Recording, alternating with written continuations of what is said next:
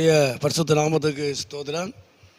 இன்றைய தினத்துக்கான தேவனுடைய வார்த்தையானது 89வது சங்கீதத்திலே அந்த 28வது வசனத்திலே நாம் வாசிக்கும் பொழுது, என் உடன்படிக்கை அவனுக்காக உறுதிப்படுத்தப்படும் என்று சொல்லி ஆண்டவர் சொல்கிறார். என் உடன்படிக்கை அவனுக்காக உறுதிப்படுத்தப்படும் என்று சொல்லி பார்க்கிறோம். அதே அதிகாரத்தில் கீழே அந்த 34வது வசனத்தை வாசிக்கும் பொழுது, என் உடன்படிக்கையை மீறாமலும் என் உதடுகள் விளம்பினதை மாற்றாமலும் இருப்பேன் என்று சொல்லி பார்க்கிறோம். அதாவது தேவனுடைய உடன்படிக்கை, அவர் நம்மோடு பண்ணுகிற உடன்படிக்கையை அவர் மீறாத ஒரு தேவன். தேவன் எந்த ஒரு காரியத்தையும் நமக்கு ஆணையிட்டு கொடுத்தால்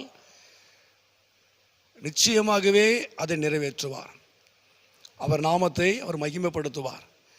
என பரிசுத்தவான்களோடு கூட ஆண்டவர் தாமே உடன்படிக்கையை ஏற்படுத்தினவர். தேவன் எந்த நோக்கத்துக்காய் நம்மோடு உடன்படிக்கை பண்ணுகிறாரோ, எந்த வாக்குத்தத்தங்களை சொல்லி உடன்படிக்கை பண்ணுகிறாரோ, அது நிச்சயமாய் அதை நம்முடைய வாழ்க்கையிலே அவர் அதை நிறைவேற்றுவார்.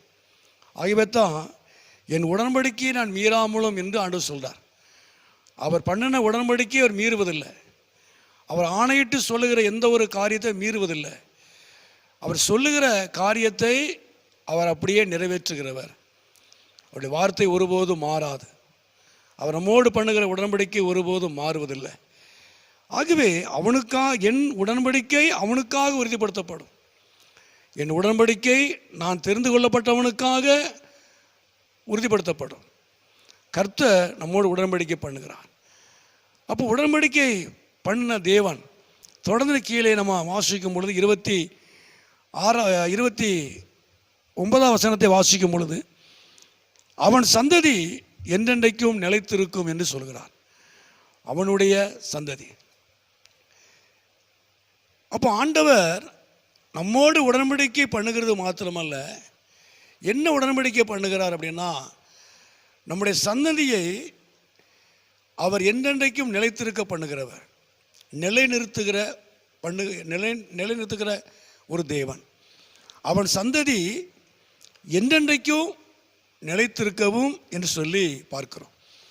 அப்போ உண்மையாகவே தேவன் நம்மோடு உடன்படிக்கை பண்ணுவதனால நம்முடைய சந்ததியை, நம்முடைய பிள்ளைகளை, நம்முடைய குடும்பத்தை தேவன் நிலைத்திருக்க பண்ணுகிற ஒரு நல்ல தேவன். அது மாத்திரம் தொடர்ந்து நாம் 2வதாக வாசிக்கும் பொழுது அதே வசனத்தில், அவன் ராஜாசனம் வானங்கள் உள்ள மட்டும் நிலை நிற்கவும் பண்ணு செய்வேன் என்று சொல்லி பார்க்கிறோம். அதே வசனத்தை கீழே நம்ம வாசிக்கும் பொழுது தெளிவாய் 36 வாசிக்கும் பொழுது, அவன் சிங்காசனம் சூரியனை போல எனக்கு முன்பாக நிலை நிற்கும் என்று சொல்லி அதே வசனத்தை திரும்ப சொல்கிறார். அவனுடைய சிங்காசனம் சூரியனை போல எனக்கு முன்பாக நிலை நிற்கும் என்று சொல்கிறார். எனக்கு முன்பாக நிலை நிற்கும். அவனுடைய சிங்காசனம், அவனுடைய ஆளுகை சூரியனை போல பிரகாசமாக அது எனக்கு முன்பாய் காணப்படும் என்று சொல்லி பார்க்கிறோம். உண்மையாகவே தேவன் நம்மோடு பண்ணுகிற உடன்படிக்கை என்ன அப்படின்னா, நம்முடைய சந்ததியை அவர் நிலைநிறுத்துகிறார். நம்முடைய சிங்காசனம், நம்முடைய ஆளுகையை சூரியனை போல பிரகாசமாக அவருக்கு முன்பாக நிலைநிறுத்துகிற ஒரு நல்ல தேவன். மூன்றாவதாக பார்க்கும் பொழுது, கீழே அந்த 3வது காரியம் அந்த 89ல் அந்த 33வது வசனத்தை வாசிக்கும் பொழுது, ஆனாலும் என் கிருபையை அவனை விட்டு விலக்காமலும் என் உண்மையில் பெசகாமலும் இருப்பேன் என்று சொல்கிறார். 3வது காரியம், என் கிருபையை அவனை விட்டு விலக்குவதில்லை அப்படின்னு சொல்கிறார். இன்னொரு மொழிபெயர்ப்பில் அதில் என்னுடைய அன்பு என்று சொல்லப்படுகிறது. அதாவது என்னுடைய கிருபையை, நான் அவன் மேல் வைத்த அன்பை நான் ஒருபோதும் விலக்குவதில்லை. என் உண்மையை நான் பிசகாமல், என் உண்மையில் பிசகாமல் இருப்பேன் என்று சொல்கிறார். அப்போ உண்மையாகவே இந்த நாட்களில் தேவனுடைய கிருபை, தேவன் நம்மேல் வைத்த அன்பு ஒருபோதும் விலகுவது இல்லை. இந்த உலகத்தில் எல்லா அன்புகளும் மாறி போகும். எல்லாருடைய அன்பு கடைசி நாட்களில் தணிந்து போகும். ஆனால் தேவனுடைய அன்பு என்றைக்குமே தணிந்து போவதில்லை.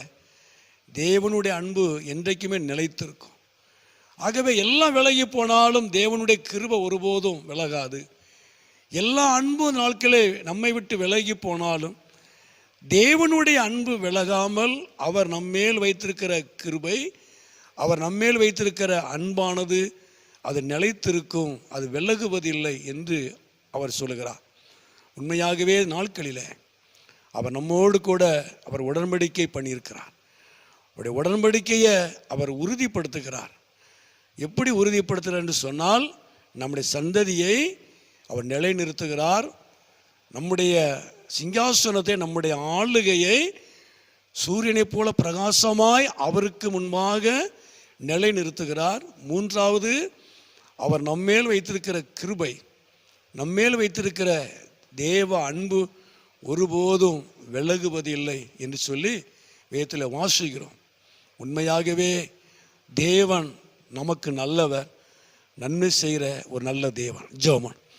எங்களை அதிகமாக நேசிக்கிற நல்ல பிதாவே, அருமையான ஆண்டவரே, இந்த நேரத்துக்காக நன்றி செலுத்துகிறோம். இந்த சத்தத்தை கேட்டுக்கொண்டிருக்கிற அருமையான உம்முடைய பிள்ளைகளை, குடும்பங்களை என் தேவன் ஆசீர்வதிப்பீராக. உண்மையாகவே நீர் எங்களோடு பண்ணியிருக்கிற உடன்படிக்கைக்காக நன்றி செலுத்துகிறோம் ஆண்டவரே. ஆண்டவர் தாமே இந்த நாட்களிலே, ஆண்டவரே இந்த கிருபை நாட்களிலே, ஆண்டவராய் இயேசு கிறிஸ்துவின் இரத்தத்தினால எங்களோடு பண்ணின புதிய உடன்படிக்கைக்காக நன்றி செலுத்துகிறோம் ஆண்டவரே. நீர் சிந்தின இரத்தத்தினால எங்களோடு பண்ணின புதிய உடன்படிக்கைக்காக நன்றி செலுத்துகிறோம். பாவ மன்னிப்புக்காக ஆண்டவர், பாவ மன்னிப்பு உண்டாகும்படி எங்களோடு கூட ஆண்டவர் பண்ணப்பட்ட அந்த உடன்படிக்கைக்காக, அந்த இரத்தத்துக்காக நன்றி செலுத்துகிறோம். உங்கள் இரத்தத்தினால எங்களோடு பண்ணப்பட்ட புதிய உடன்படிக்கைக்காக நன்றி செலுத்துகிறோம் ஆண்டவரே.